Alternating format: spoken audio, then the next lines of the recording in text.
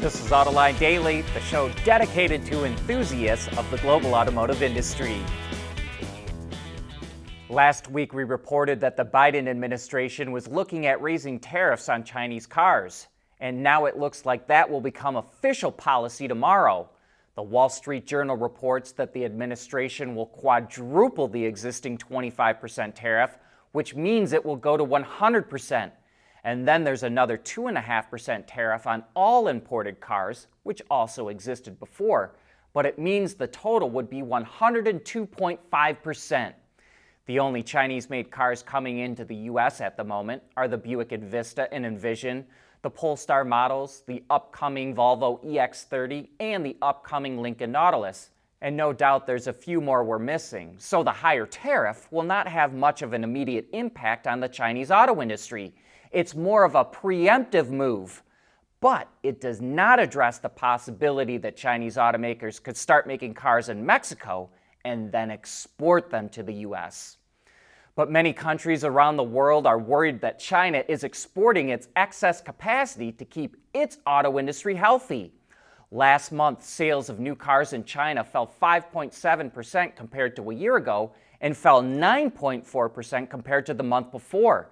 Meanwhile, exports shot up 38% to 417,000 vehicles.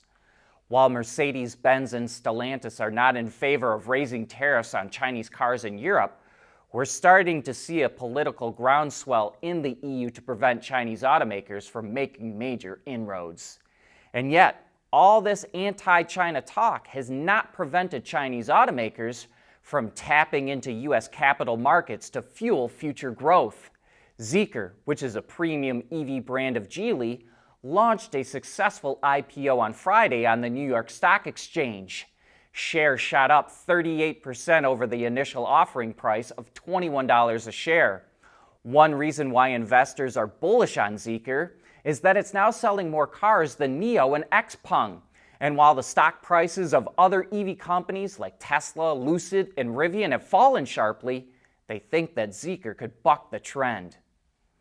A few weeks back, Tesla surprised the auto industry when it laid off most of its supercharger team. At the time, Elon Musk also said that it would build out its charging network at a slower pace and focus on expanding existing sites.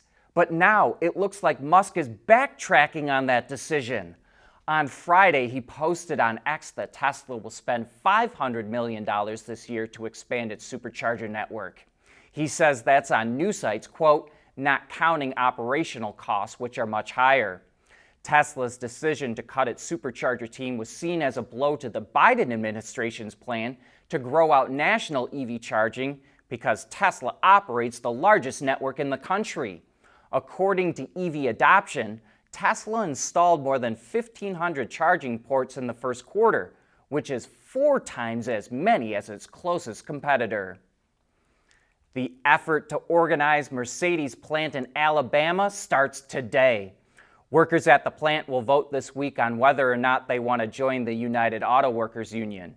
The UAW is hoping to replicate the success it had last month when workers at Volkswagen's plant in Tennessee voted to join the union. And while the UAW says it got a supermajority of Mercedes Alabama's workers to sign authorization cards to hold a vote, the union is facing pushback from the automaker, business leaders, and politicians who are discouraging workers from joining. The National Labor Relations Board will start counting votes on Friday, and we can't wait to see what will happen.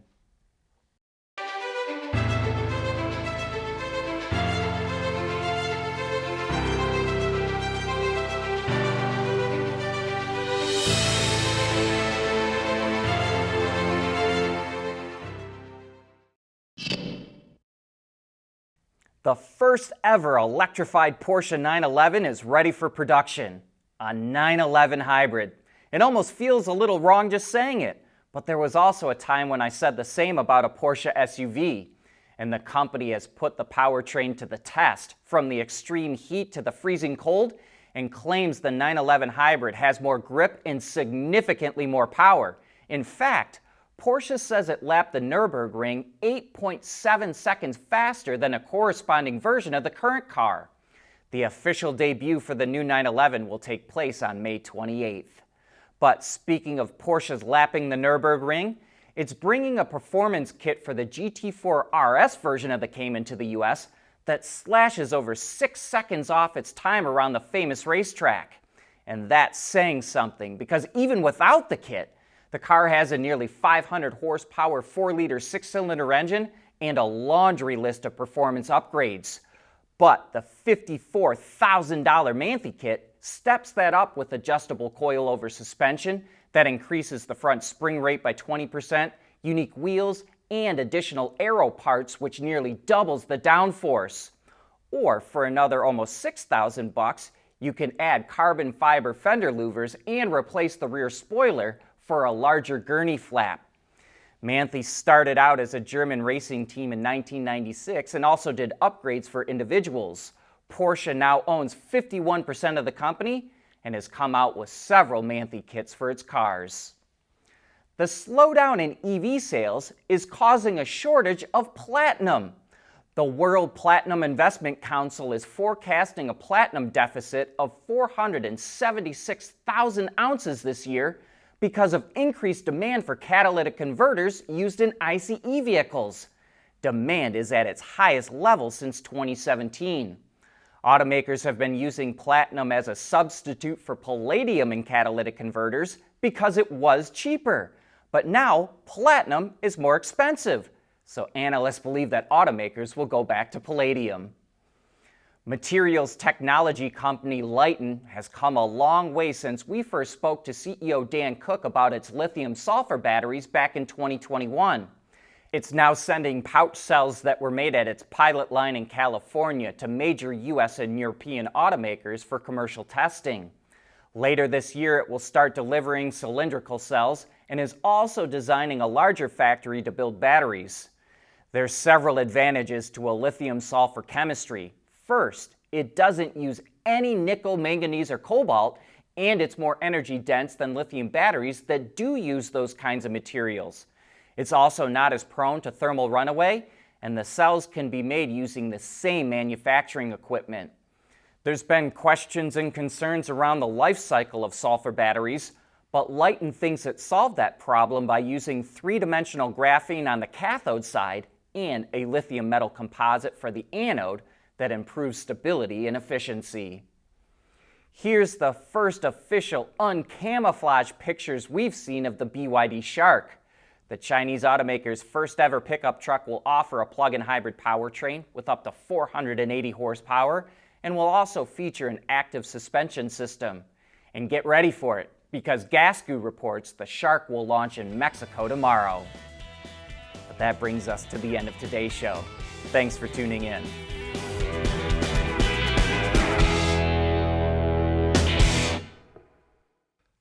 Autoline Daily is brought to you by Bridgestone, solutions for your journey. Intrepid Control Systems, over-the-air engineering boost your game. Tejan Automotive Technologies, the formula for better mobility. And by ZF. When the elements are working against you, being confident in your grip on the road is what really matters.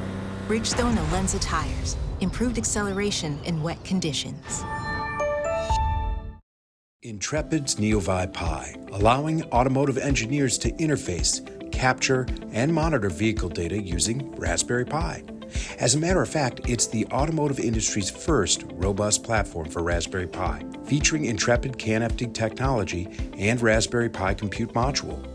The NeoVi Pi is designed for automotive environments, allowing use with relative power ranges and applications. In addition, the NeoVi Pi enables you to use the Raspberry Pi for compute while avoiding additional development to adapt to network environments. That makes the NeoVi Pi powerful enough to solve your vehicle network problems, yet small enough to fit in your backpack. One of many Intrepid tools used for developing zonal architecture and software-defined vehicles.